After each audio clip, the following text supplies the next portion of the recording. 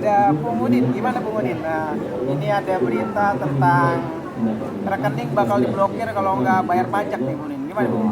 Mantap itu ya. Mantap, Mungkin ya? ini cara paling cepat biar semuanya pada bayar pajak, biar semuanya itu cepat ya, biar IKN itu segera terlaksana ya, segera selesai. IKN. Iya jelas kan semua pajak kan sekarang ada 13 pajak khusus yang dialirkan ke pembangunan IKN ya.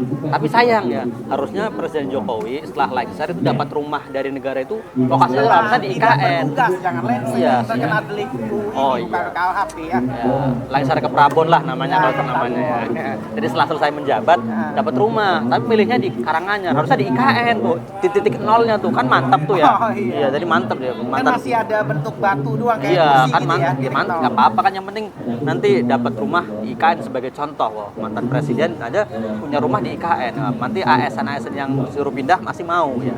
Nah, kita bacakan dulu beritanya nih ya. Siap-siap, rekening bank bisa diblokir kalau nunggak bayar pajak. Jadi ini yang sudah wajib pajak, jangan sampai nunggak lagi ya. Kalau nggak bisa-bisa rekeningnya diblokir kayak Verdi Sambo tuh ya. Uang rekening yang di ajudan yang sampai 100 triliun sebelum diblokir pinter diambil dulu ya. Bisnis.com ya, Jakarta.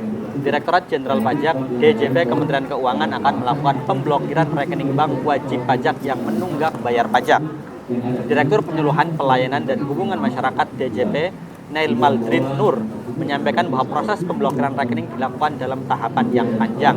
Pertama, ketika dalam proses pengawasan dan pemeriksaan terindikasi bahwa wajib pajak kurang bayar, maka DJP akan melakukan imbauan dengan mengeluarkan surat ketetapan pajak kurang bayar.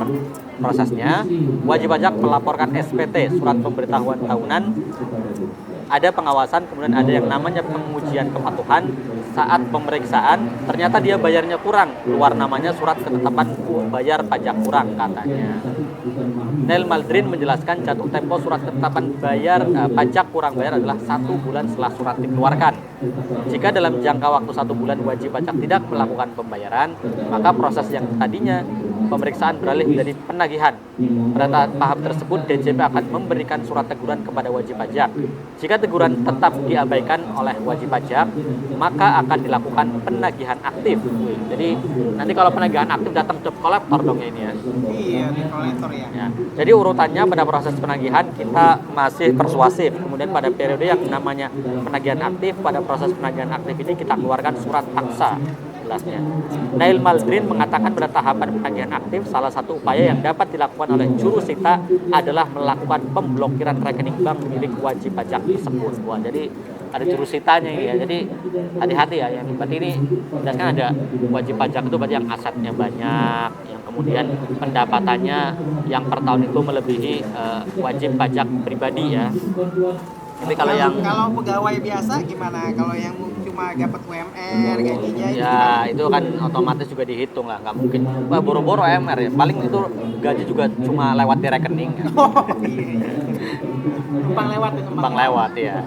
Dalamnya usaha yang bisa dilakukan seorang jurusita misalnya pencekalan, pencegahan, penyitaan, salah satunya pemblokiran tuturnya. Dia menambahkan pemblokiran rekening bank tersebut bisa kembali dibuka jika wajib pajak telah membayar tunggakan pajaknya. Kalau bayar ya dibuka, kan tujuannya blokir biar utang pajak dibayar lah. Kalau rekening diblokir, gimana mau bayar pajak? Kan rekening diblokir. Jual aset dong ya. Iya, jual aset. Nah, ya inilah ya. Memang sepertinya Kementerian Keuangan ya sedang mencari cara ya bagaimana untuk agar pajak ya di tahun 2023 itu terserap, bukan terserap ya, tapi full ya, penuh. Estimasinya pendapatannya itu sesuai ya. Apalagi dengan pembangunan IKN yang sedang dikebut ya, yang kemarin juga kabarnya mandor ya, pembangunan IKN-nya kabur ya. Pekerjanya cuma dibayar 80.000 per hari ya. Ya, jadi yang sisanya itu ternyata dipotong, itu kurang ajar ya, kabur. Kalau nggak salah ada beberapa pekerja yang mungkin kena iming-iming gaji besar ternyata iya, nggak jadi ternyata gitu ya. ternyata di digondol ya sama mandornya. Digondol. Ya, jadi termasuk ya, harga rokok ya per 1 Januari 2023 juga akan naik. Ya, bahkan jelas ya karena cukai rokok sudah dipastikan masuk ke pajak untuk pembangunan IKN ya. Jadi memang harga rokok cukainya akan semakin naik ya. Mungkin kalau rokok jelas ya akan Jadi sebenarnya juga bagus juga karena kan biar mengurangi para perokok gitu. Nah itu gimana Mas? ya nggak bisa, yang namanya perokok kalau sudah perokok aktif ya dia harga berapapun pasti dibeli. Tapi memang kalau harga rokok naik imbasnya tidak ke semua ya, karena tidak semua orang perokok ya, berbeda dengan kenaikan harga BBM ya, yang naik 1.000 naik 500 pasti semua kena imbasnya karena semua memakai BBM ya. Tapi kalau rokok ya yang terkena imbasnya dia jelas para perokok aktif ya, yang perokok aktifnya. Kalau yang nggak ngerokok ya biasa-biasa aja, mau rokok naik mau kagak emang nggak pernah beli gitu ya. Tapi kalau BBM kena semua nih, Ya termasuk jelas. mama gitu ya. Ya jelas dong, BBM naik, mama kalau mau ke pasar kan juga butuh BBM. Terus juga harga-harga sayuran, harga-harga bahan makanan juga kan karena terpengaruh biaya distribusi. Ya. Mungkin pemerintah menghitungnya gini, apa namanya, yang kalau orang yang tinggal di gunung itu nggak pakai BBM kali ya. Mungkin semuanya pukul rata kali ya, nggak pakai BBM gitu ya. Memang di gunung gak ada motor. Iya iya, ada juga mungkin diganti sepeda gitu ya. Nah terus lanjut.